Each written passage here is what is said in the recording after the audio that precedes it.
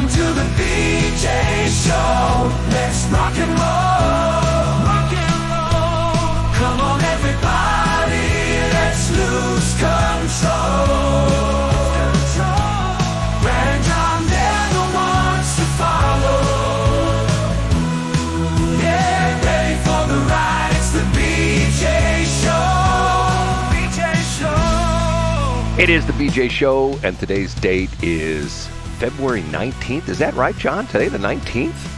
It's already the 19th. We're getting very close to March. Man. The days are getting incrementally longer, too. No kidding. Did you see that thing I put up I don't know if I put it up on my Twitter account about that graph that shows how many minutes we gain in daylight each month, and it's stripped for like the various areas across the country. I think in February we pick up 70 minutes of sunshine from February 1st to February 28th. Is that weird or what?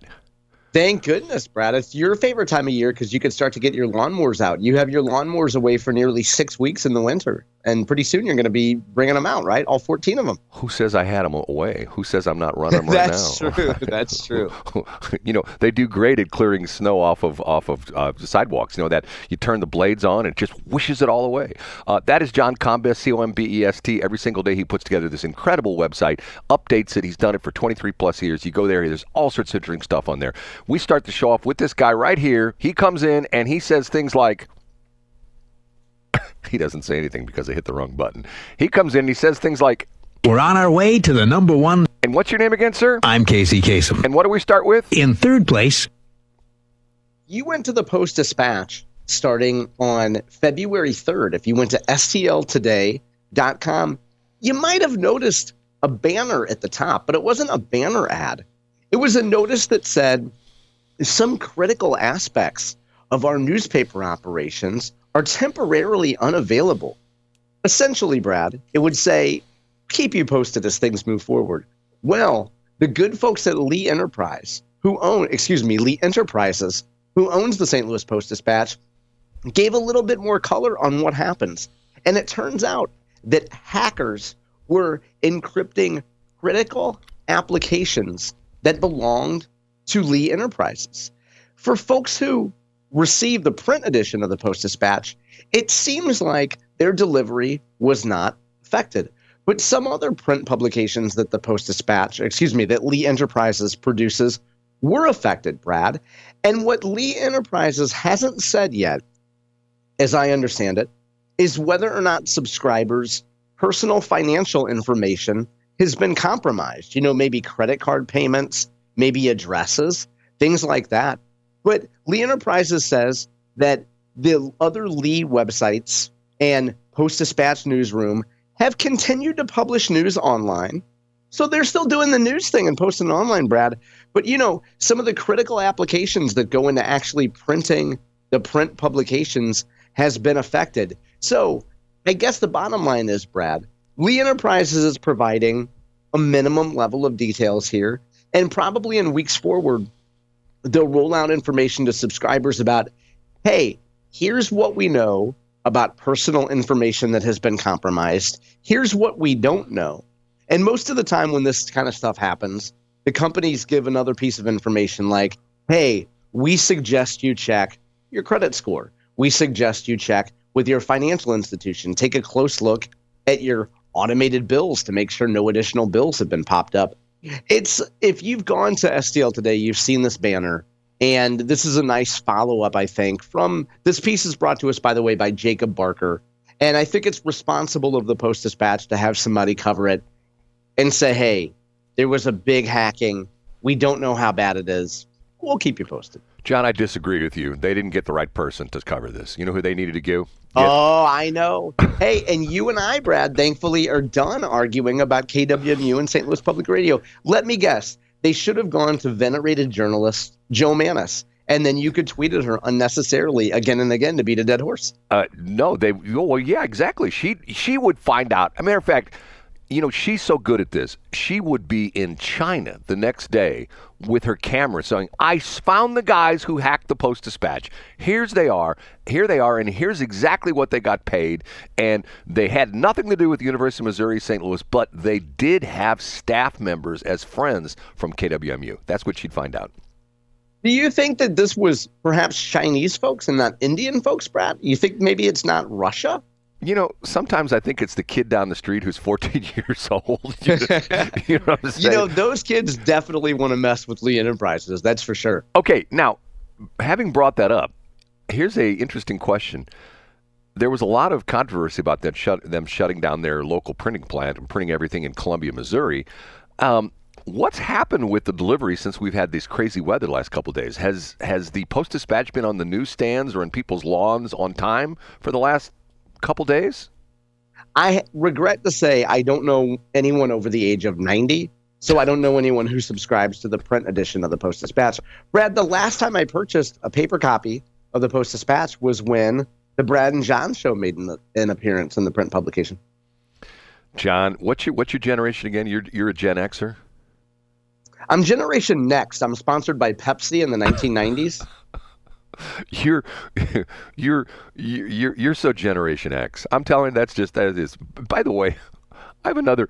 You're going to get tired of me telling radio stories. I have another interesting radio story that popped up yesterday, which is once again a very sad situation. But does it involve a fellow seasoned radio guy, Brad?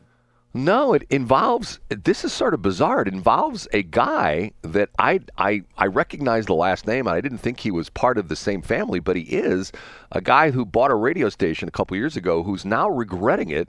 And he's, well, I'll tell the story later. It's sort of interesting because this showed up on my Facebook page, Facebook feed of all places. I'm going like, okay, what is this? And it was sort of a weird ad. It wasn't like an ad. It was a post, but it was just like, okay, this is sad. But anyway, okay, we done with that one? I asked if it was a radio guy because, Brad, radio guys at your age should be happy when anything pops up. Once again, radio people never die. We just smell that way. Okay, number 2. Up a notch to number 2. Controversial topic that is a priority of Governor Mike Kehoe, and that is who controls the St. Louis Metropolitan Police Department. The St. Louis Post-Dispatch today, Missouri House puts takeover of St. Louis police on fast track. A lot of Democrats and a lot of Democrat sympathizers don't like the idea of the state having more influence over St. Louis Police Department.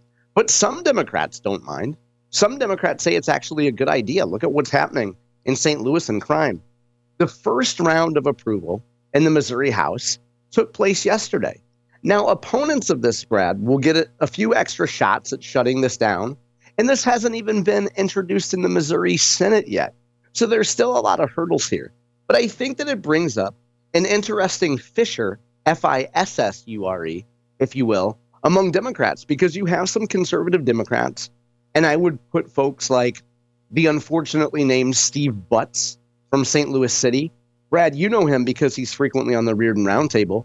You have loyal long-term Democrats like a Jane Duker, who are generally considered very pro-police, who say, look, we need to do something different. We need to take this from under complete control of St. Louis City bureaucrats and add another voice here. So it's a priority for Kehoe. And I think that if there are folks that were kind of on the fence about whether the state should meddle in local relationships, so to speak, and local government decisions, I think Kehoe using his capital early on and leaning on them will allow this to pass. Whether it gets through the Senate or not is another controversy. I guess the bottom line, though, Brad, to sum this up, is that it's a first-round victory, but there's a whole lot more fight left. You know what they need, don't you? You know what the Democrats need, don't you? What do they need? They need a lot of things, Brad. What do they need, though? They need a guy, a dynamic... Hold on, let me clear my voice. They needed a dynamic leader who, back in the old days when you took public speaking in college, they stressed how important visual aids were. That was way before we had, things like computers and video displays and overhead projectors and things like that. But they need a dynamic man who come to the city and fight for local control of the police department, and that man can hold up in one hand a can of beer and the other hand an avocado. They need Chuck Schumer to come here. That's what they need. Don't you think? Oh, that's brilliant. Why haven't they employed that yet? I don't know. You'd think that they'd go, Chuck, you're this dynamic guy. We love you on TV. You have great presence. And, oh, my God, those reader glasses on your nose make you look like a young hipster because the hipsters are all wearing reading glasses now. Can you come to St. Louis and help us out? Don't you think, John? I think so. And to follow up on what you smartened me up about yesterday, maybe they could get David Hogg's nonprofit to pay for it. David could send out a few new emails to solicit money for his nonprofit and then pay to bring Chuck Schumer here. I'd love that. Schumer would fit in well at one of those old Italian restaurants on the hill, you know? Park him in the corner at Canetto and just let him feast on some white pasta. You think he would? I think he'd be better off at Lester's, to tell you the truth, but that's a whole other story. Okay, we're ready for number one? We are. We sure are, Brad. The number one. The name of the station is Westplex. Boy, it'd be easy for me to deliver it well. The name of the station is Westplex Talk. So let's give an update on somebody who's from the Westplex, a local boy done good. A St. Charles native named Drew Dziedzic has been named as a special assistant to President Donald Trump. This is yet another Missouri boy done good. You know, Brad, you've commented on how often we see the great Will Scharf in the Oval Office just chopping it up with Elon Musk and Donald Trump. Now we have Drew Dziedzic in the White House. He's a long-term veteran of Eric Schmidt, you know, the Bridgeton boy, the guy that he's from Bridgeton, not Billions. And Drew has worked for many years for Eric Schmidt, from Eric's term as state treasurer to attorney general. Drew went to law school, came back, worked for the campaign when Eric Schmidt overcame the billionaire princess, as I like to call her, Brad, the Pilsner princess, Trudy Bush Valentine. And now Drew is being rewarded for his years of good work by working as, let me give you his official title here. He is representing Donald Trump in the White House Office of Legislative Affairs for the U.S. Senate. So this is just another one of those local boy done good stories, and a guy from the Westplex, Brad. What do you think about that? I think it's great. I promote that kind of stuff all the time. And the interesting thing about that is I think if I'm not mistaken, Will Scharf was on national TV again yesterday. Was it yesterday or was it Monday when Trump was signing another batch of executive orders? And it's interesting. If you watch those, the way they do that, Will gives the explanation, which I think is interesting. And yeah, he does such a great job with it too. Yeah, it's awesome. So, every administration, at least Republican administrations, it probably happened under Biden too, but I generally am, way more arm's length from those folks, and I generally don't know those folks well. But every time I remember under the Bush administration, we had so many Missouri people. They called them the Missouri Mafia. And it was led by a guy named Jack Oliver, who was a prominent fundraiser here, who raised a lot of money for George Bush. And it's just cool to see local folks heading to the White House, Well, yeah, and especially ones who are good at their job. I'm telling you, when I watch Will Scharf, he gives these explanations of these executive orders just right off the top of his head. And he's like concise. He doesn't mess any words up like I do all the time. That's why he's making the big bucks and I'm not. And he's sitting in the White House and I'm sitting in the poorhouse. You know what I'm saying? Well, what I think is one of the most encouraging things of this year is your baby face turn on Will Scharf. And when I think of the harsh words that you had for him in 2024, and you've left that mindset behind, Brad, and you've embraced the greatness that is Will Scharf. Well, now, hold on a minute now. I don't think I had hard words for Will Scharf. If anything, Are you kidding me, Brad? I said I was tired of Andrew Bailey being on every damn radio station. Every time you turn on. This is some wonderful, creative, revisionist history of what was going on all summer long of you criticizing Will Scharf. What did I criticize him about? Brad, come on. Other than him being a carpetbagger, what else was wrong with him? Yeah, it was, Brad. It was a whole host of things. We have an entire summer of shows of you criticizing Will Scharf. John, I would tell you stories off the air, but you could not handle them responsibly. Of people responding to your criticism of Will Scharf. Well, Hey, John, but you could not handle that feedback responsibly because you'd want to get all these people on the phone and you'd annoy them, John, or you'd boomer tweet at them. John. But anyway, Brad, my point is, again, in the spirit of maybe conditioning you to take a compliment, your babyface turn on Will Scharf has been one of the best things of 2025. John, how long have I done this radio thing, right? 50 plus years. Okay, long time. Okay, I learned my lesson. Okay, you don't get people listening to you by, "Hi, Jim, how long have you been working at the Botanical Garden?" "Well, Mary, glad you asked that question." Get what I'm saying? That's like old school kind of stuff. Yeah, I think I might have even touched on that topic a few times. Yeah. So you got to mix it up. And see, John and I have several rivalries because of the fact that John wants his women in 8-inch stilettos, where Brad wants his women like in Mary Janes. You know what I'm saying? They just... Now, I do like a good pair of Mary Janes. I mean, let's be frank there. Frank likes women in stilettos, but Brad likes his women in Mary Janes. No, I distinctly remember making fun of Andrew Bailey all the time because you couldn't get him off the damn radio every time. Yeah, and you made your running joke was that Andrew Bailey had an office at 97.1. Yes. Yeah. So I think I was an equal opportunity offender if I.